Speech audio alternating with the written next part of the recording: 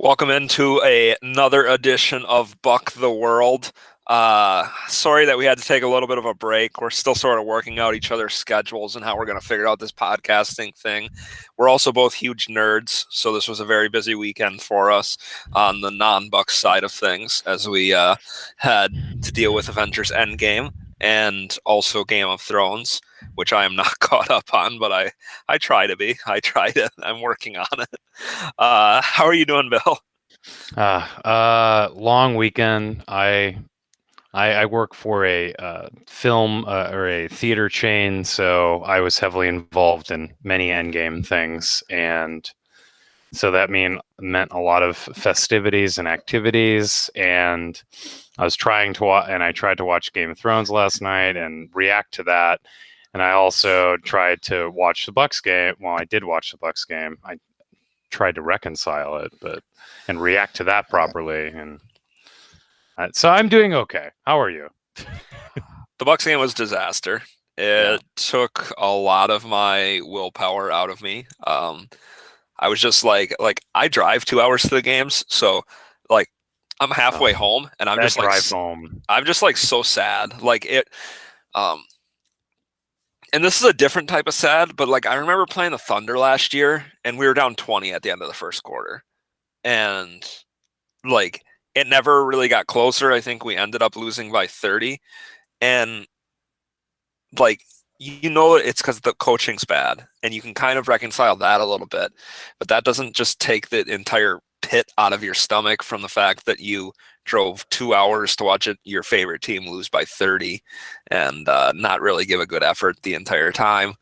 And that's a regular season game. That feeling is just amplified in the playoffs, and this was the worst loss of the Mike Budenholzer era.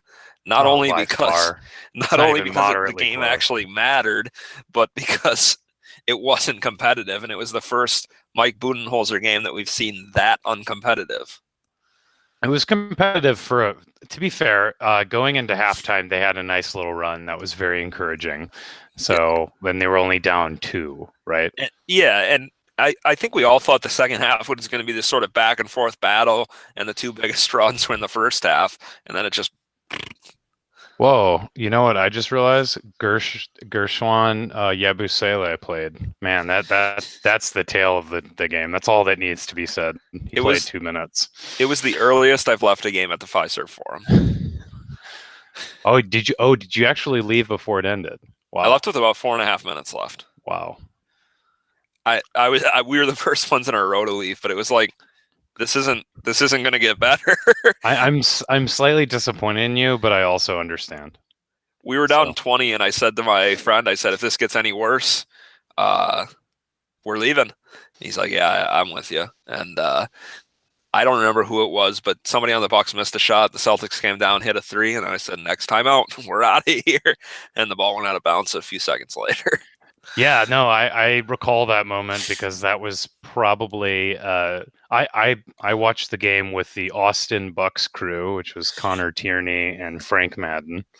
Um, and I believe the last thing Frank said, like he literally didn't talk about the game after that. Like I think it was 4 minutes some mark when that exact event happened, and he said that's it, and that was it. Indeed, it was. I, I sort of tell myself when the Bucks are down, I say, if they can cut it to 8 before the end of this period or before the first TV timeout, I'll feel pretty good about it. And I said that at halftime. At halftime, I was like, if it's a single-digit game heading into the second half, they can make adjustments, come back from it. So I was pretty confident coming out of halftime. I was clearly too confident. So Near the end of the third quarter, they were down 13. The number I wanted was 8. I was like, if they can cut it down to 8, and then it ballooned up to 20, and I was like, oh, not going to happen. it's But let's sort of get into the X's and O's. If you had to say that one thing, and we both know it wasn't just one thing. This team there's does not lose because of one thing.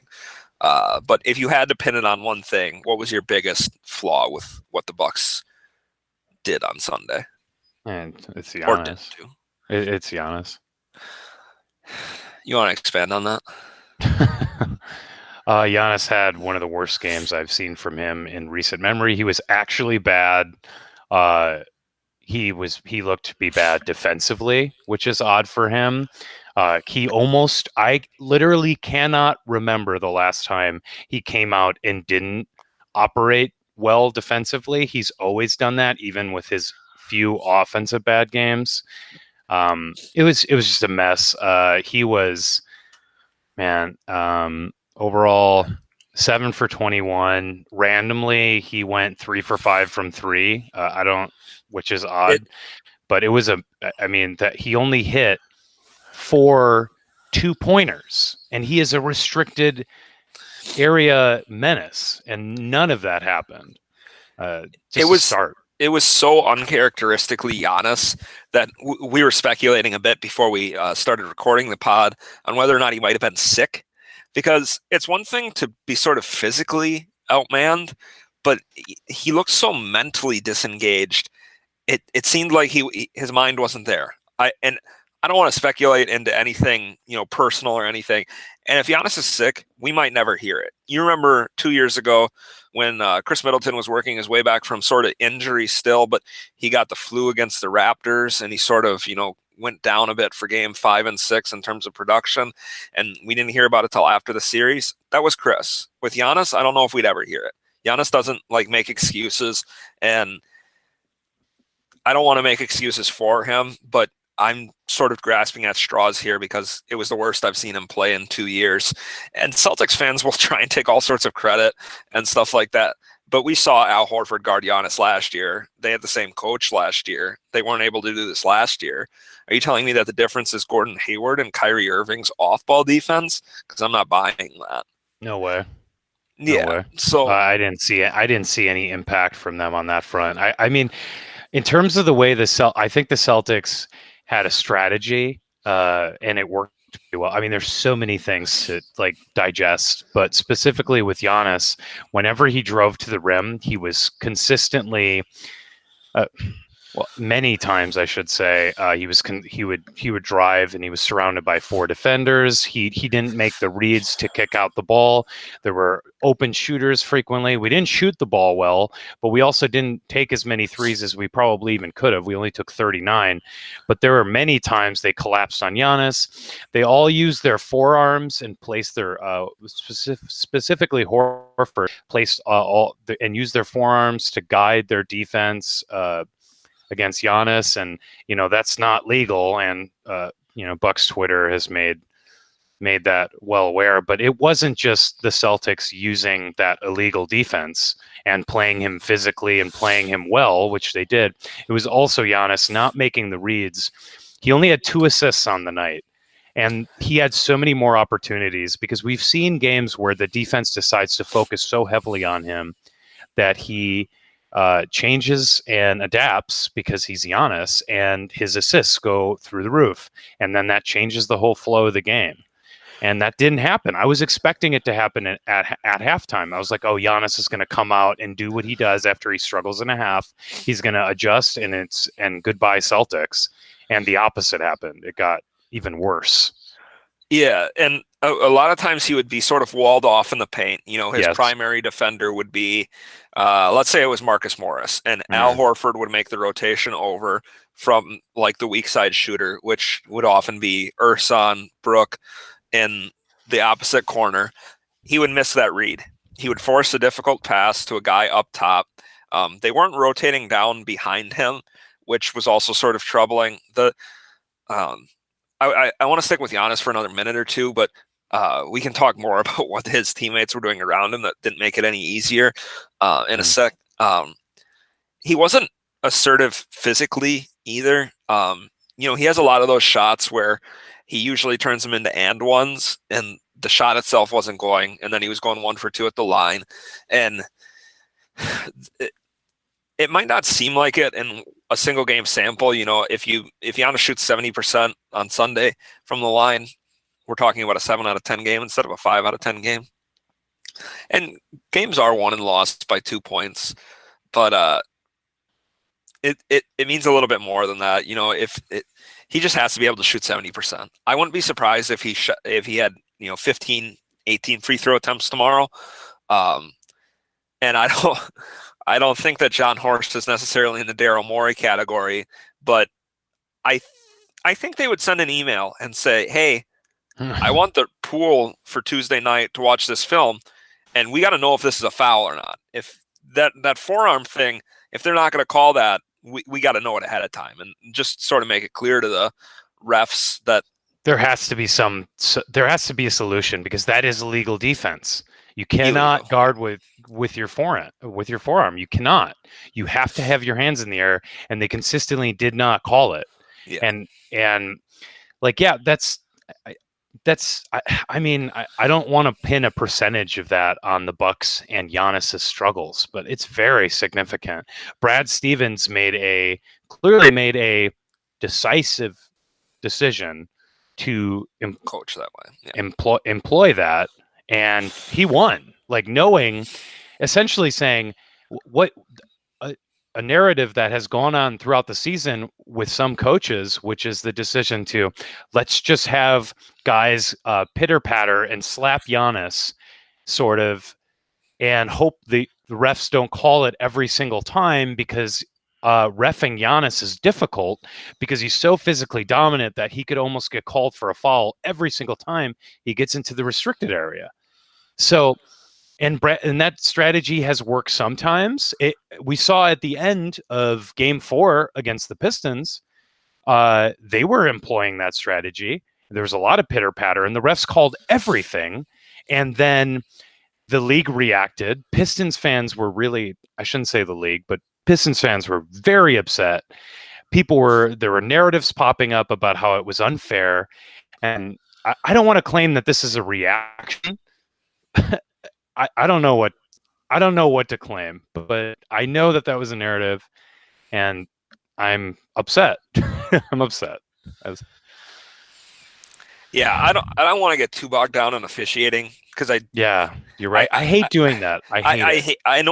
I say I hate doing it, and I do it often, but I really do hate doing it because it feels like sort of the coward's way of being a fan of basketball, like not Mm-hmm. taking responsibility for your own team.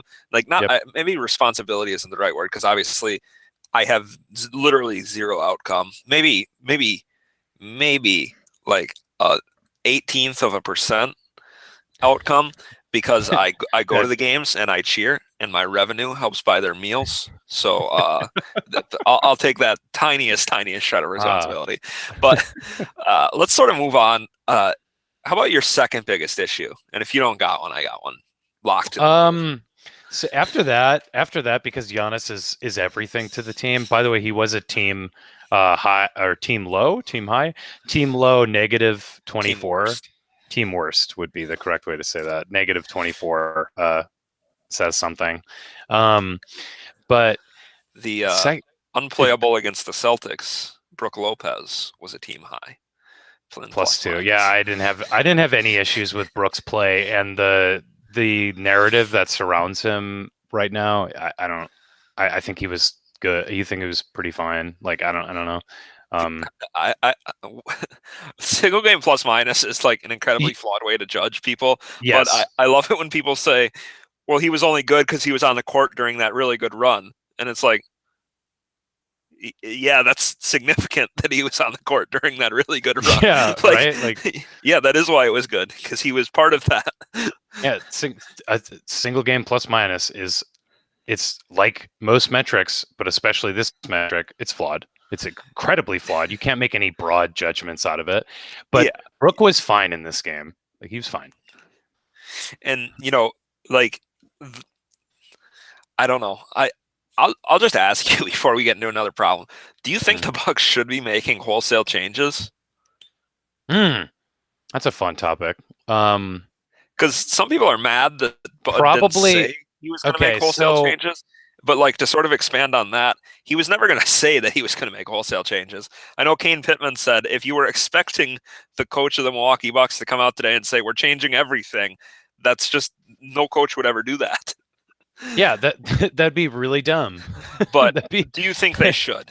Maybe they will, uh maybe they won't. But do you think they should? there is one player, I think, who played so terrible tonight, And this is a 7-game series, so you do need to react to small sample sizes a little bit more because things need to change.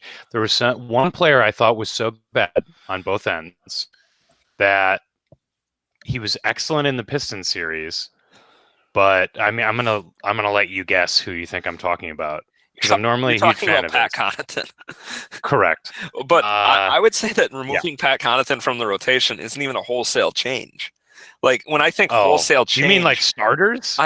I'm thinking not only starters, I'm thinking, how you approach the game systemically, like altering coverages on something or another, or altering Oh, the type of okay. offense they run in the Like if they were to switch to a switching yeah, defense, they're what? They're 28th in the league in pick and rolls. If they started running more pick and rolls, yeah. like if they, no, that's not happening yet. I don't think it will, But do you but think it should?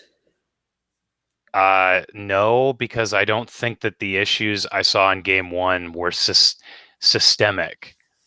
I guess I don't. I, I I saw agree with you. issues with the way. I just know that Yeah. some people were saying there has to be wholesale changes. We have to start switching. We have to attack the pick and No. roll more often. And No. like y- You saw where the Celtics got their bread and butter. It was the mid range. That's our defense. Our defense is designed to give up the mid range and I guess the pick and pop to the big man. and I But thought they and played Kyrie perfectly on a lot of that. Like when yeah, you're watching, and like if he's gonna yeah, hit those tough step back fade arounds, you shake his hand and you go home. Like yeah, that's you're not taking. fine. It's Are you gonna double that? Are you gonna double a fadeaway mid range? Because I can't imagine doing that. Um, Kyrie got his. Like maybe you he's take a gonna. half step further out on Al Horford. At times, I did feel like they could have closed a little harder on that, but like so much of it was like the Bucks would work really hard to get a bucket, and then all of a sudden they're back in transition, and they didn't match up correctly, and the Celtics got an easy one. And It it's seemed like like it you seemed like a can't. lot of it seemed like a lot of nervous mental jitters that like they looked out of sorts and discombobulated the whole night, like especially on offense. And I also hate the fact that it's a noon game excuse because the Celtics Oh played a noon game too. But the Bucks have yeah, looked really bad in noon games this year. I think that was the yeah. third I attended live, and I was just like, yeah, this is kind of garbage. And um, I don't know what it is. I know people were talking about this a lot on Twitter, and I don't know if it's significant, but I guess Giannis takes a nap for all the 7 o'clock games. So he'll go to the stadium, go through his shoot around, his morning activities and stuff. Then he'll go home and take a nap. We are really reading into it now. Yeah, and I think you sort of have to because Yeah, the I guess alternative is it just makes me saying that we got uncomfortable, but heavily outplayed, which we did. hmm But like the hmm alternative is just saying that and then being done with it, which would be a very bad podcast. But it is how I His, feel. hey, all historic, all the history has proven that with.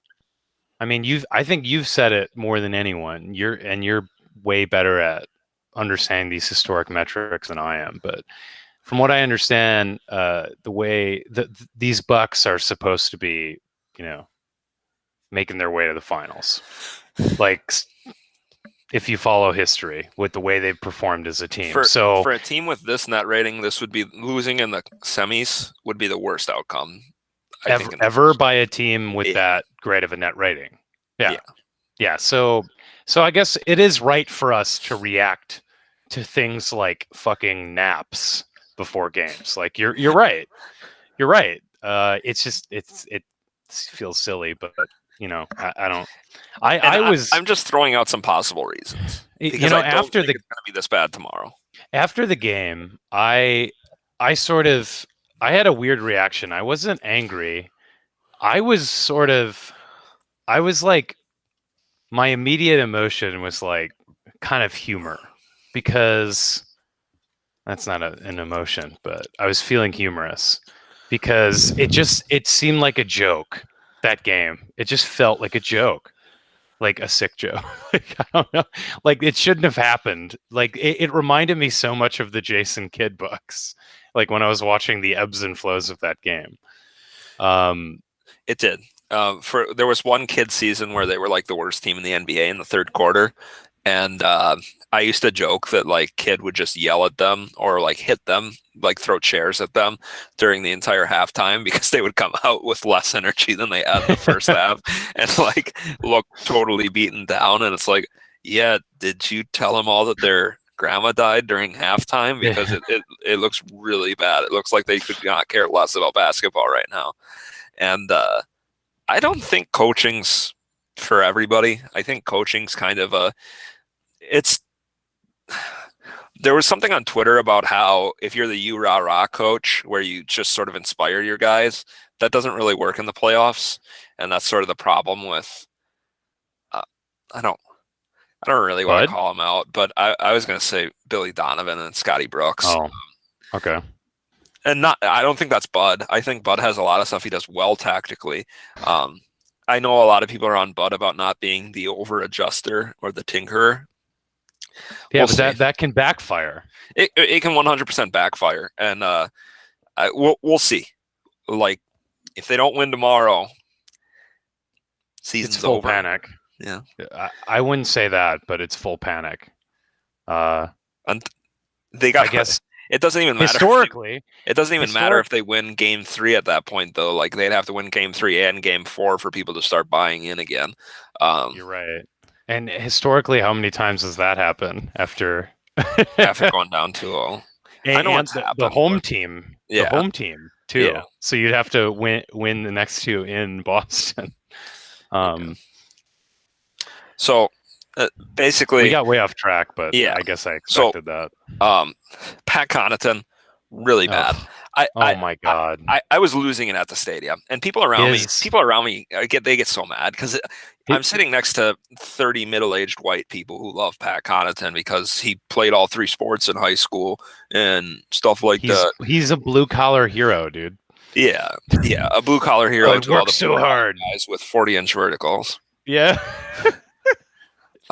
So the entire thing's dumb. Pat Connaughton, what's he shooting from the year from 3-point? Like 31%. He It's shot like a 31% guy. I'm gonna pull it up now because I'm pretty sure it's worse than that. It is. I guess it's up to 33%. Yeah, I'm a little surprised by that, which is actually surprisingly close to his career, well, closer than it was before of 34.9%. I thought he was due for some mean reversion, but that continues to not be the case. yeah. So I just get frustrated when I watch him play because he misses wide open threes that could really swing the game, and he gets cooked on defense. Um, but one of the things I love about basketball and prospects is guys that can run the pick and roll. Like when we'll talk Mm-hmm. about draft coverage in a month, maybe not even a month. Yeah, probably a month. It'll be after the Bucks season ends, which Yeah, that'll be fun because that'll be and the last time we talk about draft coverage for like 3 years. It's in reality it's just a year because of the Stepien rule, right? oh yeah. Because it Yeah, will have a year off. yeah. I don't think we have a second rounder next year. I think we traded that one for Derek. No, I think But no. All the second rounders are gone for like 4 years. when we I talk think. about draft coverage, the Uh-huh. type of prospect I love is somebody who can do some initiating from another position. And Mm-hmm. you sort of see the value of that with the Celtics when you watch somebody like Gordon Hayward Mm-hmm. run pick and rolls and then attack, use that as leverage to attack. And he cooked. He cooked Pat Connaughton. Like I know all the Absolutely, Bucks tweeted like 3 clips in a row of Connaughton just getting cooked on those. it was And bad. I'm not going to claim to be like some savant of watching basketball. I just watch a lot of it, so you start to notice things, and Mm-hmm. you can see it in real time. Like, Mm-hmm. and when I watch at home, do you have DVR? No, You I stream? yeah, I stream the NBA playoffs. Don't tell anyone. Um, like no problem with that, but I just absolutely love my DVR because I see a play that I found I don't have interesting, cable, dude. and I hit the rewinder, and Mm-hmm. I watch it right back, and Mm-hmm. um, I get to see the exact play again, and Yeah, I'll it's do it you can for do that on sets and League stuff like that. Pass. So I love that. I did that during the regular season, of course. But yeah. So I think that's incredibly useful. But like I don't have that at the arena. So when I'm at the arena, I'm watching the games and I'm like, oh, it looks like he's getting cooked. And I'll usually tweet it, and then somebody can respond to me, or other people can say what they're seeing, and just sort of stuff like that. And Mm, people were in agreement. It was not going well for Pat. And I thought he had a decent defensive Pistons series. And then I thought about the fact that Glenn Robinson not running pick and rolls. Um, Wayne Ellington doesn't run pick and rolls. You got to mm, chase him around screens and stuff like that, but like none of it mattered. Like the Bucks mm, were up so big in every game that like the defensive engagement didn't really matter. mm. And like I don't understand why you would play him over Tony Snell, who's more consistently a knockdown shooter and he's better on defense. I mean, I understand why he is, and I know that you and I have sort of we've in the past we like butt heads on Pat, but Pat has moments where he brings that energy, and he does become an impact player by simply being involved in almost every single significant possession, whether that's on I don't defense even or think you offense. believe that.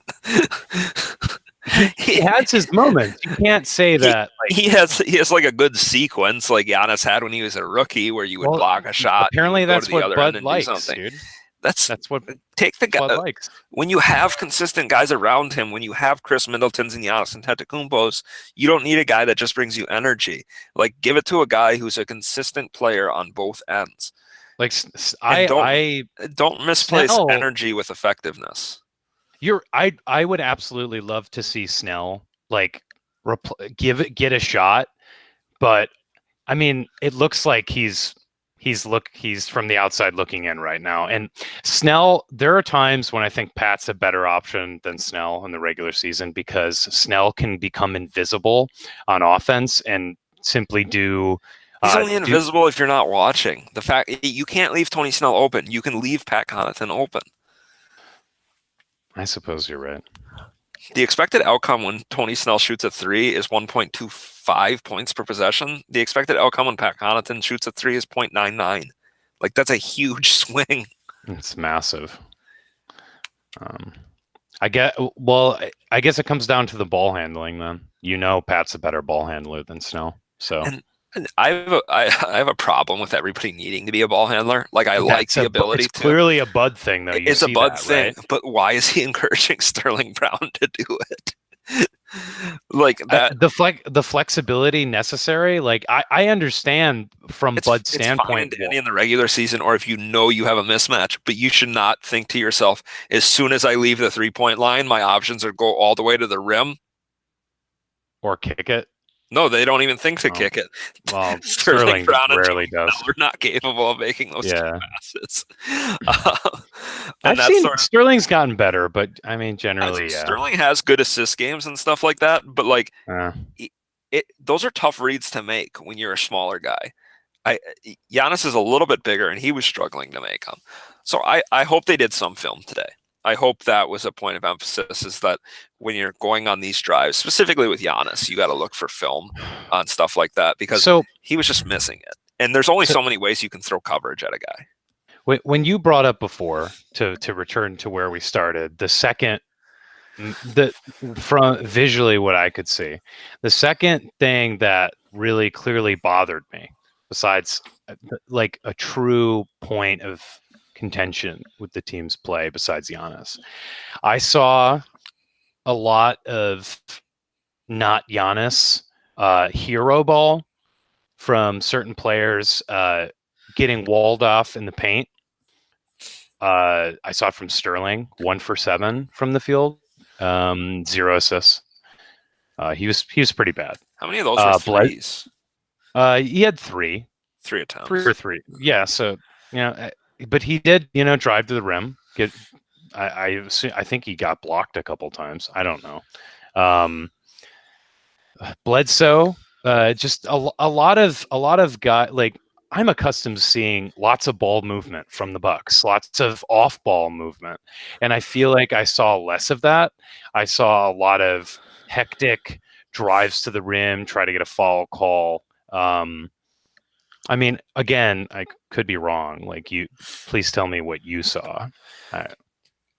Guys didn't get to their spots, like they weren't in a hurry down the court. Giannis did something that I absolutely detest from star players. He he stopped to talk to the refs after he thought he got fouled instead of getting back on defense.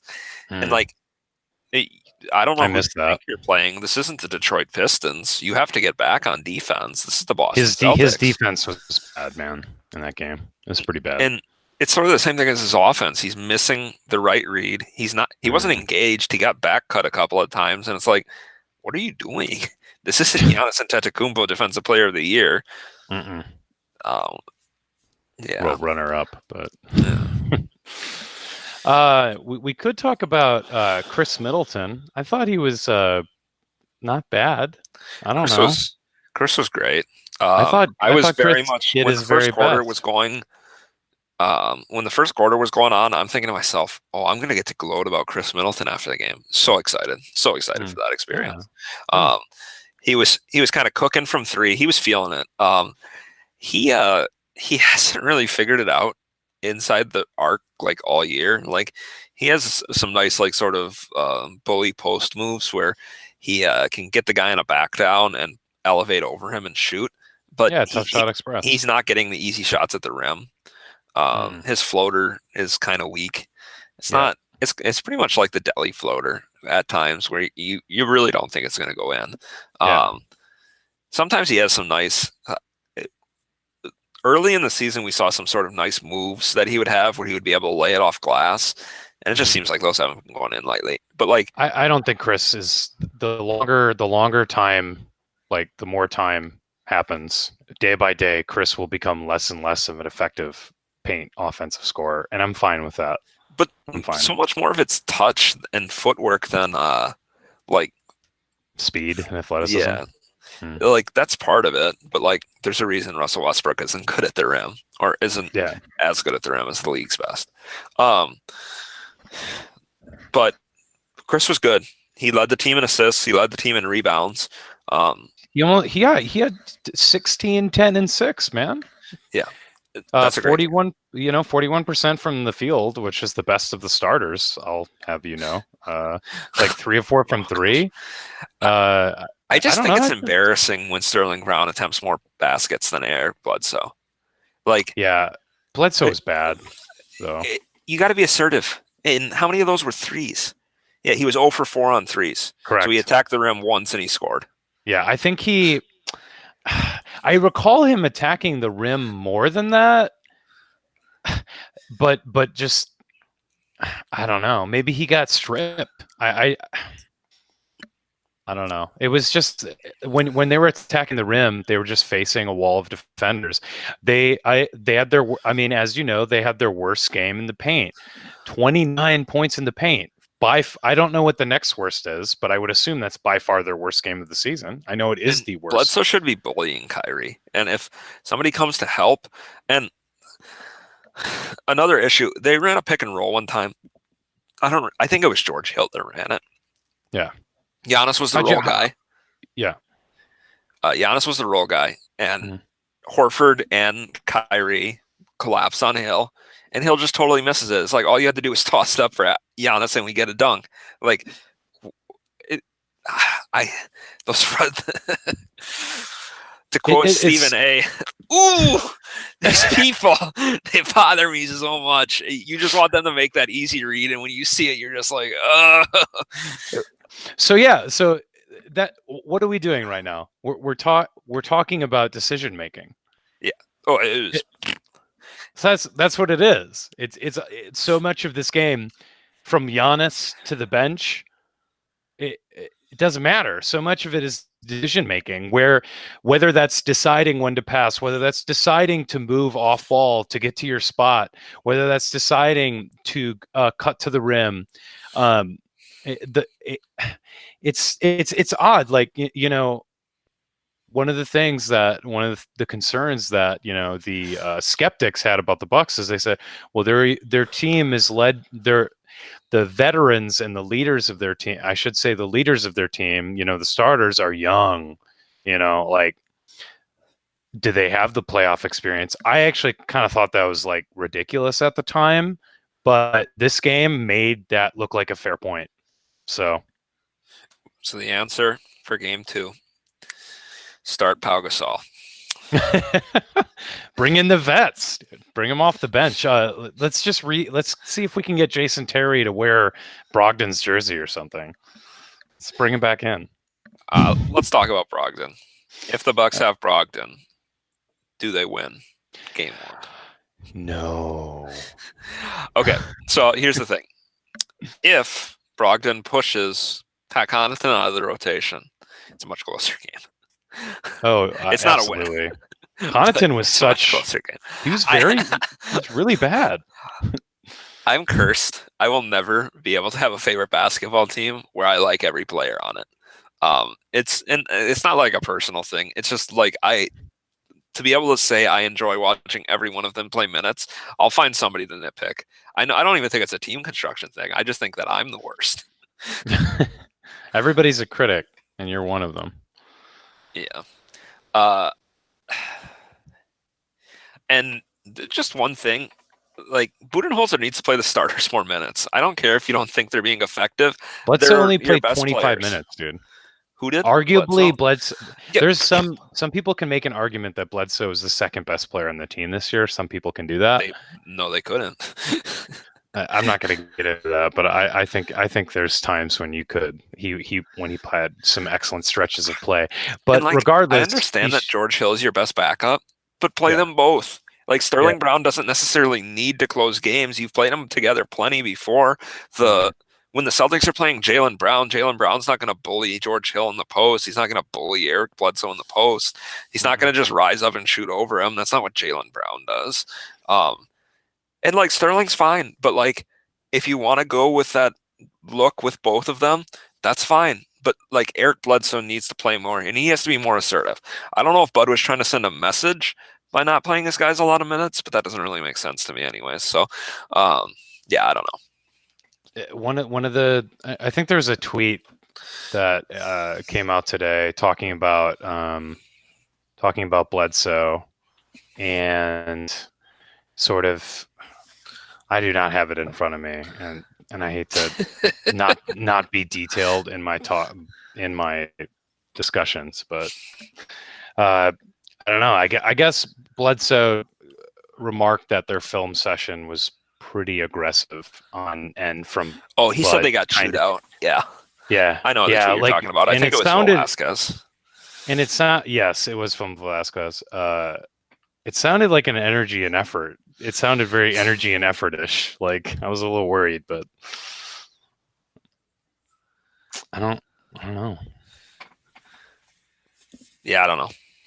I feel think like that's the summation. I don't even want to do predictions for game 2 because if they lose, the season's over, and if they win, well, they were supposed to win both of them. So, like, they need to win. They have to win. They have to.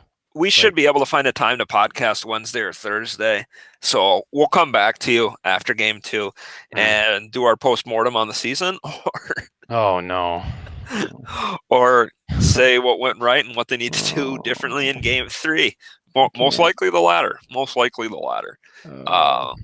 Anything else you want to say? Like, I honestly think that, like, I don't want this to turn into an hour-long pod because there was an hour-long worth of stuff that went wrong. But we've covered the biggest parts. And honestly, I don't think either of us expect game 2 to look like game 1. No way. Because Giannis will get his nap. I do want to say one thing. It's a positive. And that is my MVP of the game, which was Nikola Mirotic. I was he brought it, and he was excellent. And that was just because he was making those threes, and he was part of that late second quarter run to bring it back, and it was thrilling. I was yelling, cheering. I was so into it. I love Mirotic. I love his quick trigger. I think he brings a dimension of the team that they need. Nobody else brings it. And I was so upset, equally as upset that they did not try to get him the ball more in the second half. And that is another decision. So I guess I am leading this to a negative, but I don't know. I loved Mirotic in that game. So I liked how Mirotic and Middleton played in the first half. I don't understand why they didn't really touch the ball in the second half. I I don't know. believe in the first half they were 3 of 4 and 3 of 3 from three, respectively. Yep. And how many attempts did Mirotic get in the second half? Mirotic He got attempted one one. three, and Middleton Yeah. attempted zero. 0. Yeah. I don't quite They, understand that. and if you recall, that run was Giannisless. It was I don't even want to Middleton, recall that. Mirotic, Ursan, Brook, and George Hill I or don't so. I think it George was Hill. George Hill. Yeah. I think it was George Hill as well, but there probably was a couple swaps with the guards because I don't recall. It was a three big lineup. I'm Yeah, pretty sure. yeah. Okay. The jumbo lineup worked, but yeah, I'm good. yeah. Okay. I think, Follow me I on think Twitter at JunesFishes. Um, I don't remember your Twitter, otherwise I would plug it for you. But why don't you go ahead and plug it? it's at Bill Canzoneri. Yeah, that If you was want to follow, it's up to you. at JunesFishes, best Twitter account from my household. All right. All right, I will lead us out here then. Thank you for listening to our depressing podcast today. Be ready to come back for game 3 when we're hooting and hollering, having a great time. Because they're not going to lose, They're folks. not They're going not to going to lose. lose. Anyways, for me and for Al, have a great game 2.